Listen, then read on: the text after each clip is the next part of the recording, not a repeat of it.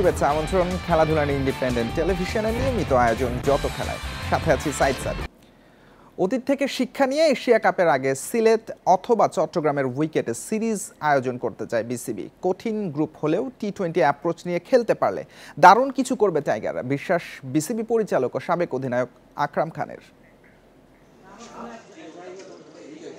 হংকংকে হারানো যাবে সেই সমীকরণ ধরে রাখলেও বাংলাদেশকে জিততে হবে শ্রীলঙ্কা অথবা আফগানিস্তানের বিপক্ষে। এশিয়া কাপে সুপার ফোরে ওঠার শর্ত সেটাই। যতই ব্যাক টু ব্যাক সিরিজ জিতুক টাইগাররা, চ্যালেঞ্জে জিততে না পারলে এশিয়া কাপে ভালো কিছু সম্ভব না। সেরা প্রস্তুতির জন্য ভালো উইকেটে খেলায় জোর দিচ্ছে বিসিবি। গ্রাউন্ডসে যারা আছে ওনাদের সাথে আলাপ আলোচনা করেই এই সিদ্ধান্তটা নিব। সো যেখানে যেটা বললাম ইউএর মতো, যে ধরনের সিলেটের উইকেটটাও ভালো, চিটাগংয়ের উইকেটটাও অনেক ভালো। সো আমার মনে হয় ওটাও আমরা দেখতে পারি। 13 জন অনেকটা নিশ্চিত। মিরাজ ও নাইমকে নিয়ে চিন্তার কারণ আছে। নাইমের ব্যাটিং অ্যাপ্রোচ বদলানো ছাড়া উপায় দেখছেন না। সেরা কম্বিনেশন দ্রুত খুঁজে বের করতে বলছেন আকরাম খান। আমার কাছে যেটা মনে হয়েছে যে আপনার টি-20তে প্রথম 6 ওভারটা হলো ভেরি ইম্পর্টেন্ট।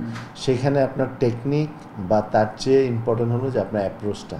মেহেদী কিন্তু হিজ এ গুড প্লেয়ার। আপনি মনে করেন যে ওর পারফরমেন্স দেখেন, সে মেরাজ কিন্তু আপনার খারাপ বলতে পারবেন না। এক সিরিজ পর আবারও ফর্মহীন লিটন। পাকিস্তানের বিপক্ষে 3 ম্যাচে করেছেন 1-8-8। তবে তামিম ইমন ঝলক দেখিয়েছেন। ধারাবাহিকতা ও সঠিক টি-20 অ্যাপ্রোচে পাওয়ার প্লের সমাধান দেখছেন। লিটন কিন্তু এমন একটা প্লেয়ার যে যেদিন সে খেলে তা মনে করেন যে আমাদের জন্য ম্যাচটা জিতে ইজি হয়ে যায়। সো ওর রান করাটা ভেরি ইম্পর্টেন্ট। এবং ক্যাপ্টেন্সি আপনার এত তাড়াতাড়ি মূল্যায়ন করাটা ভুল হবে, কারণ আপনার ক্যাপ্টেন্সি যত ভালো করবেন, অত আপনার ক্যাপ্টেন্সিটা ইমপ্রুভ করবে। আরেকটা সুখবর দিয়েছেন আকরাম খান। অবশেষে আঞ্চলিক ক্রিকেটের কার্যক্রম শুরু হচ্ছে। চট্টগ্রামই প্রথম 11 জেলা নিয়ে সেপ্টেম্বরে শুরু করতে যাচ্ছে টি-20 league. Mazharul Islam, independent news. Asia কাপের সূচি প্রকাশ হলেও ভারতের সাবেক ক্রিকেটারদের মনে এখনও শঙ্কা। সাবেক অধিনায়ক মোহাম্মদ আজহারউদ্দিন আবার প্রশ্ন তুলছেন, ভারত পাকিস্তান যখন দ্বিপাক্ষিক সিরিজেই খেলে না তখন টুর্নামেন্টে কেন? আর ভাষ্যকার ও সাবেক ক্রিকেটার আকাশ চোপড়া মনে করেন এশিয়া কাপ নিয়ে এখনও শঙ্কা রয়েছে। ফুটবলে নিয়ম করে হয় মহাদেশীয় আসর, ক্রিকেটে যা এশিয়া ছাড়া সম্ভব নয়। একমাত্র এশিয়াতেই আছে 4টি টেস্ট খেলুড়ে দেশ। তারপরও প্রায়শই এশিয়া কাপ নিয়ে শঙ্কা তৈরি হয় ভারত পাকিস্তান দ্বন্দ্বে। অনেক কষ্টে চলতি বছরে সংকট কেটেছে। কাশ্মীরে জঙ্গি হামলায় নতুন করে ভারত পাকিস্তান বিরোধ, যার আঁচ পড়ে ক্রিকেট আঙ্গনে। এরপর এসিসির সভায় ভারতের যোগ দিতে না চাওয়ায় এশিয়া কাপ আয়োজন নিয়ে তৈরি হয় শঙ্কা। শেষ পর্যন্ত অনলাইনে যুক্ত হয় ভারত, আলোর মুখ দেখে মহাদেশীয় টুর্নামেন্টটি। কিন্তু এমন সমাধানের পক্ষে নন ভারতের সাবেক অধিনায়ক মোহাম্মদ আজহারউদ্দিন। তার মতে দ্বিপাক্ষিক সিরিজই যখন খেলে না দুদেশ, তখন টুর্নামেন্টেও খেলা উচিত নয়। আমি শুরু থেকে বলে আসছি, যদি দ্বিপাক্ষিক কোনো সিরিজ না খেলা হয় তাহলে আন্তর্জাতিক কোনো টুর্নামেন্টেও পাকিস্তানের বিপক্ষে খেলা উচিত না, যদিও এটা সম্পূর্ণ সরকারের সিদ্ধান্ত। সূচি ঘোষণার পরও শঙ্কা কাটেনি ভারতের আরেক সাবেক ক্রিকেটার আকাশ চোপড়ার মনে।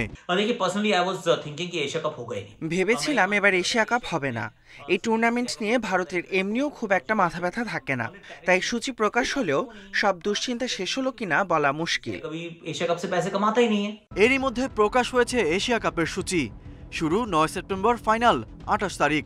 গ্রুপ এতে ভারত পাকিস্তানের সঙ্গে অন্য 2 দল আরব আমিরাত ও ওমান। বি গ্রুপে বাংলাদেশের সঙ্গী শ্রীলঙ্কা, আফগানিস্তান আর হংকং। এসিসি সভার সফল আয়োজনে ভাবমূর্তি বেড়েছে বিসিবির। টানা 2 সিরিজ জিতে বাংলাদেশ দলও আছে আত্মবিশ্বাসের তুঙ্গে। আর এশিয়া কাপও যেহেতু টি-20 ফরম্যাটে, তাই ভালো কিছুর আশায় টাইগাররা। Galib Hasan, independent news. এবার এনসিএল টি-20-র ভেন্যু বাড়ানোর সিদ্ধান্ত নিয়েছে বিসিবি। টুর্নামেন্ট শুরু হবে সেপ্টেম্বরের দ্বিতীয় সপ্তাহে। এবার খেলা হবে 3টি ভেন্যুতে। গণমাধ্যমকে বিষয়টি নিশ্চিত করেছেন মিনহাজুল আবেদিন নান্নু। ডোমেস্টিক টি-20 ক্রিকেটটা না হওয়া পর্যন্ত কিন্তু বলা মুশকিল। আপনার কিছু বেটার পারফরমেন্স যদি পাওয়া যায়, এখানে অনেকগুলি প্লেয়ারের কিন্তু টি-20 ফর্মেটের পারফরমেন্স আপ্লুত মাত্র। তো সেই জায়গায় কিন্তু কিছু কিছু খেলোয়াড়কে দেখার জন্য অবশ্যই একটা ক্ষেত্র তৈরি হবে, কারণ সেপ্টেম্বরের 2nd উইক থেকে টি-20 এনসিএলটা শুরু হবে। তো এই জায়গায় একটা সুযোগ আছে, এই খেলোয়াড়রা যারা কিছু ভালো পারফরমেন্স পাওয়া যাবে এদেরকে ইমপ্রুভ করে অবশ্যই তৈরি করতে হবে। ফুটসালে প্রথমবার এএফসি টুর্নামেন্টে খেলবে বাংলাদেশ, সেজন্য এশিয়ার 13 বারের চ্যাম্পিয়ন ইরান থেকে কোচ এনেছে বাফুফে। দায়িত্ব নিয়ে কোচ সাইদ খোদা রাহমি বলেছেন বাংলাদেশ ফুটসালের উন্নতিতে অবদান রাখবেন তিনি। জনপ্রিয়তা বিবেচনায় ফুটসাল লিগ করার আশ্বাস দিয়েছেন বাফুফে সভাপতি। সেপ্টেম্বরে মালয়েশিয়ায় এশিয়ান কাপ ফুটসাল প্রথমবার অংশ নেবে বাংলাদেশ দল। এই টুর্নামেন্টের জন্য বিদেশি কোচ নিয়েছে বাফুফে। ইরানি সাইদ খোদা রাহমির সঙ্গে চুক্তি 3 মাসের। আমার শহরে 1000 ফুটসাল স্টেডিয়াম। ইরানে প্রিমিয়ার লিগ থেকে শুরু করে অনূর্ধ্ব 12 পর্যন্ত ফুটসাল প্রতিযোগিতা হয়। বাংলাদেশ ফুটসালে শিশু। আমার চেষ্টা থাকবে বাংলাদেশের ফুটসালে উন্নতি করা। ফুটসালে একেবারে নবীন বাংলাদেশ, এখনও দলই সেভাবে গড়ে ওঠেনি। কদিন আগে ট্রায়ালের মাধ্যমে ফুটবলার বাছাই করা হয়েছে। চূড়ান্ত দল নির্বাচনের পর স্বল্প সময়ে প্রস্তুতির চ্যালেঞ্জ লাল সবুজের। আমি চ্যালেঞ্জ নিতে পছন্দ করি, এজন্যই মূলত এসেছি। মিয়ানমারে যখন দায়িত্ব নিয়েছিলাম একই অবস্থা ছিল। 5 বছর পর তাদের উন্নতি হয়েছে। আমি চাই বাংলাদেশের মানুষও একদিন সাইদকে মনে রাখবে। বিশ্বব্যাপী ফুটসাল এখন বেশ জনপ্রিয়। বাফুফেও তাল মিলিয়ে এগিয়ে যেতে চায়। Iran many times world champion, but that's okay.